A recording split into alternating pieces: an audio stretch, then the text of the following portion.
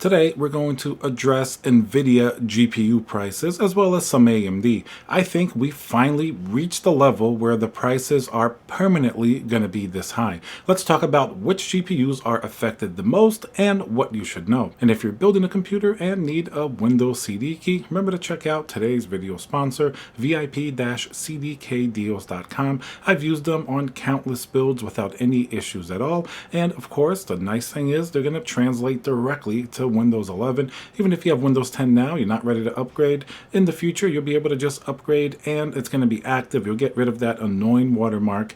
Very reliable keys, and it's really cheap. With my code CC20, you're going to get a very nice discount. So for the past few months, we have been talking about GPU prices and GPU availability. Right now, I would say that availability sometimes is still pretty tough depending on the exact GPU that you want. Like if you want a 3080 or even a 3070, regardless of the inflated pricing, it's still kind of hard to find one, even if you're willing to pay more than you really were comfortable with. And another key thing that we're going to address today is just how correlated cryptocurrency pricing is and mining with GPU pricing. Spoiler alert, it's extremely correlated. So let's get actually started with that, because I think that's driving a lot of the market. So Nvidia kind of downplays the demand of cryptocurrency mining on the GPU, inflation, the high pricing, and the lack of availability. They like to underplay that, as does AMD. Now, we all know that GPUs certainly are in high demand.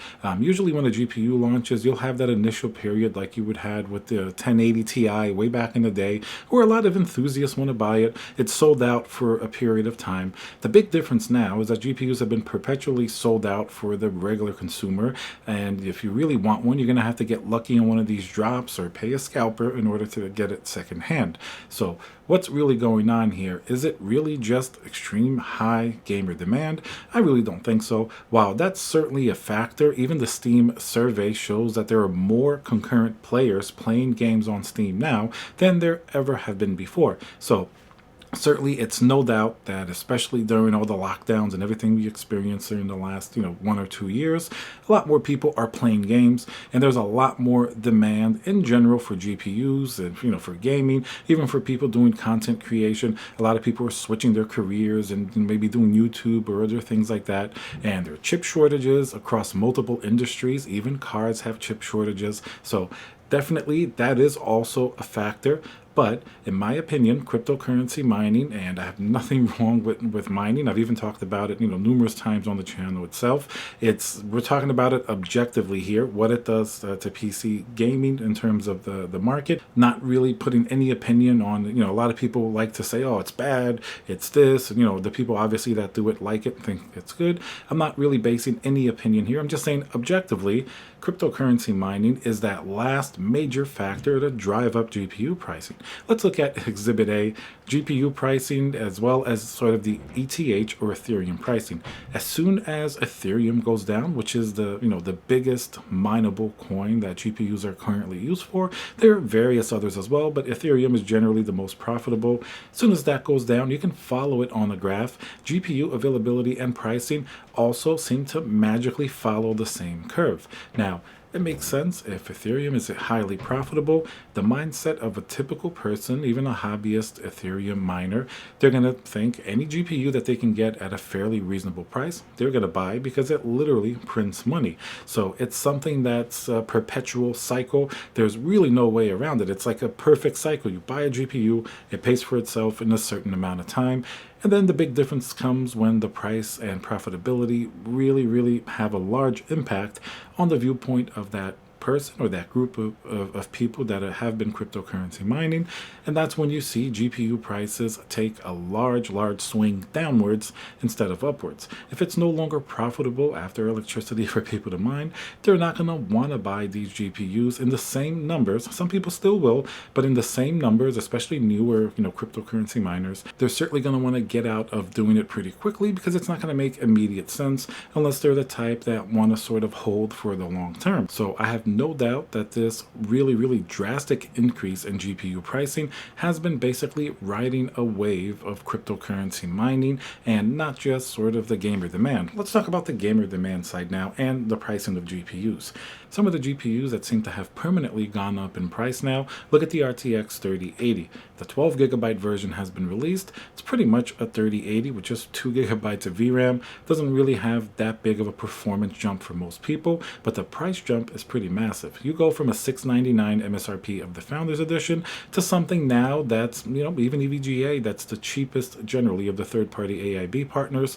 That's already a pretty hefty $1,200 to $1,300 for sort of the starting out models. That's a huge price increase from the original 3080. You'll see that 3080 is going to be slowly phased out. Nvidia has even increased the price of Founders Edition GPUs across Europe.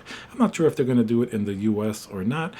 You could see that they didn't even have a Founders Edition version of this new 3080. The reason is they just want to pass that along to the third-party AIBs who can price it as they so wish. If they had increased the pricing of the 3080 in the Founders Edition model, it wouldn't really seem that great going from $699 to $1,200 or $1,300. But if the AIBs do it, who traditionally have had higher prices during the last several years anyway than something directly from Nvidia, certainly doesn't seem that bad, and it helps to pave the way for the next generation of the RTX 4000 series GPUs, which you can bet are going to be priced very high, much higher than we saw RTX 3000 debut for. In fact, I think it's going to be even higher than existing prices, because really RTX 3000 is still going to be pretty relevant when RTX 4000 launches. Look at a 3080, 3090. That level of performance is really insanely good. We're not talking about the price, we're talking about just the performance. In most titles and games available today, even at 4K,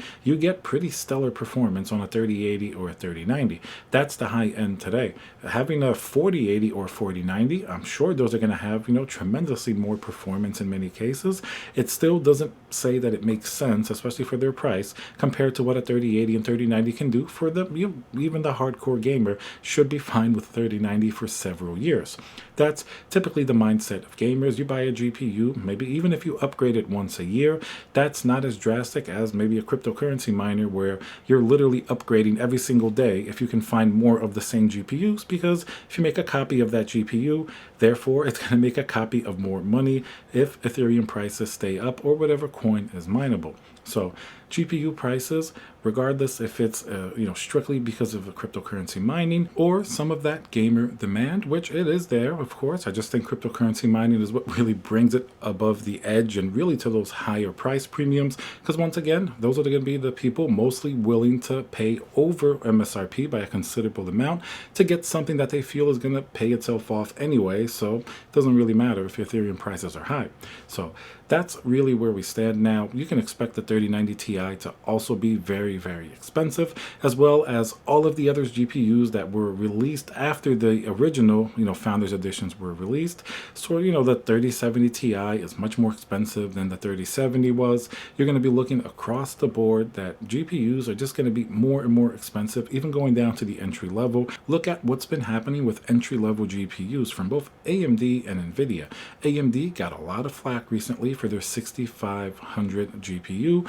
Basically, it's like a laptop GPU, very poor performance comparatively, even to stuff like the RX 570, 580. Seems to be worse than those GPUs, but it's still at a pretty hefty price premium. You generally are going to find it not for its $199 MSRP, usually for $269, $300. That's what I've seen them for. And the other AMD GPUs, because of the third-party AIB pricing, have been very expensive almost since the beginning. AIB pricing for AMD has been very expensive.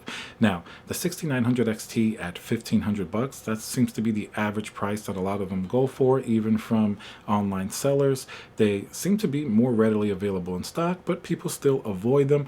I think that kind of shows you that while the 6900 XT is a great gaming GPU, it's not really that great of a value in terms of cryptocurrency mining, because it has pretty much the same hash rate as the much cheaper 6800, and it's just way too expensive for that purpose. That shows you they're not really selling nearly as much as you would think for a GPU that's cheaper than a 3090 by a considerable amount in today's market, and it definitely performs pretty close to a 3090 for most games. Of course, not in ray tracing or other, specific use cases, maybe a little bit different, like content creation's not as good on the 6900 XT, but in general, it can even outperform a 3090 for hundreds of dollars less, and it still somehow seems to sit on many shelves, and it's not considerably overpriced, especially not compared to a 3080 or 3090, but its mining capabilities are just really not that good, so that shows you where that high-end, really expensive GPU demand really falls. So to summarize, AMD and Nvidia have really raised prices. First, it started with the AIBs. Now it seems like they're more or less officially doing it like with the 3080 12 gigabyte, even though it's a little bit not as transparent. They didn't announce an MSRP. They kind of do it in sort of a circumspect way, kind of going around the wall, if you will, and just releasing it to the third-party AIBs, and then they choose to price it higher. Of course, the demand is there. People have shown time and time again that they're willing to pay for these more expensive GPUs. So who are we to say if they're wrong or right? Even if we're upset about it and we think it's wrong in terms of the consumer, we'll see what happens if cryptocurrency, especially Ethereum mining, really tanks sometime this year. I think then you're really going to see GPU prices open up and be a lot cheaper and more availability on the secondhand market, which eventually will influence what Nvidia and AMD do for the newer generation of GPUs. We can see there in the last several weeks that cryptocurrency has gone down fairly hard, and a lot of people have already lowered their GPU prices. You see, selling online, and you can see a lot of talk of GPU prices coming back down to normal.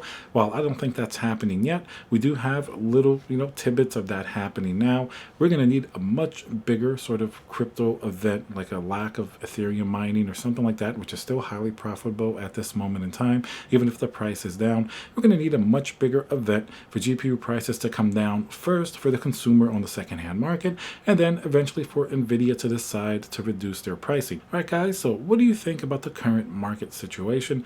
Prices are definitely high, but you think there's going to be a fork in the road where we have to decide between PC gaming and cryptocurrency mining? Do you think one is going to go away if the other one doesn't, or do you think they can both coexist?